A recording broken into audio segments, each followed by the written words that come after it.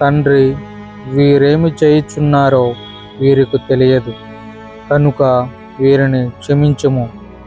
లూకా సువార్త 23వ అధ్యాయము 34వ వచనము. కల్వరి కొండపై ఆ మధ్యాహ్నం వాతావరణం ఎంతో భారంగా ఉంది. శరీరమంతా గాయాలు, తలపై ముండ్ల కిరీటం, చేతులు మరియు కాళ్ళల్లో దిగబడిన మేకులు, అంతులేని శారీరక వేదన అనుభవిస్తున్న సమయం అది.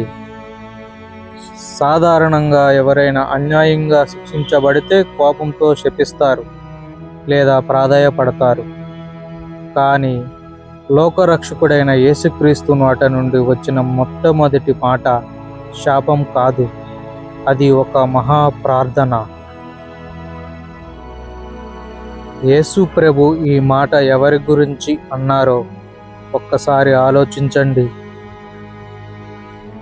ఆయనను అవమానించిన శాస్త్రులు, పరిసయ్యుల కోసం, ఆయనను కొట్టిన సైనికుల కోసం, సిలువ వేయుడి అని అరిచిన ప్రజల కోసం. వీరికి తెలియదు. అవును, వారు ఒక సాధారణ నేరస్తుడిని సిలువ వేస్తున్నామని అనుకున్నారు. కానీ వారు సిలువ వేస్తున్నది మహిమా స్వరూపి అయిన ప్రభువును అని వారికి తెలియదు. వారు తమ రక్షణను దూరం చేసుకుంటున్నామని గ్రహించలేదు. మన ప్రభు తన వేదన కంటే తనను హింసించే వారి పాప క్షమాపణకే ప్రాముఖ్యతను ఇచ్చారు. సిలువపై ఆయన చాచిన చేతులు లోకాన్ని అద్దుకోవడానికే కాదు, తండ్రి ఎదుట మన తరపున విజ్ఞాపన చేయడానికి కూడా చాచబడ్డాయి. ఈ మొదటి మాట మనకు నేర్పించే పాఠం ఒక్కటే, క్షమ.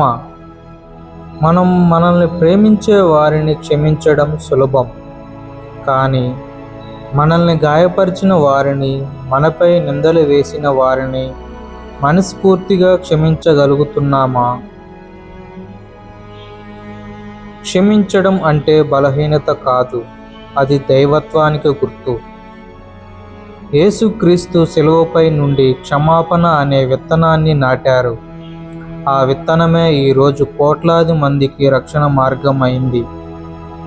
మనకు అన్యాయం జరుగుతున్నప్పుడు ప్రతీకారం తీర్చుకోవాలని అనుకోకుండా, తండ్రి, వీరు అజ్ఞానంతో చేస్తున్నారు, వీరిని క్షమించు అని ప్రార్థించగల హృదయాన్ని మనం అలవాటు చేసుకోవాలి. ప్రేమగల తండ్రి, సిలువలో మీరు చూపిన ఈ అపారమైన క్షమాగుణాన్ని మాకు ప్రసాదించండి. ఇతరుల తప్పులను క్షమించే మనసును మాకు దయచేయండి. మీ సిలువ త్యాగాన్ని బట్టి మీకు వందనాలు. ఆమేన్.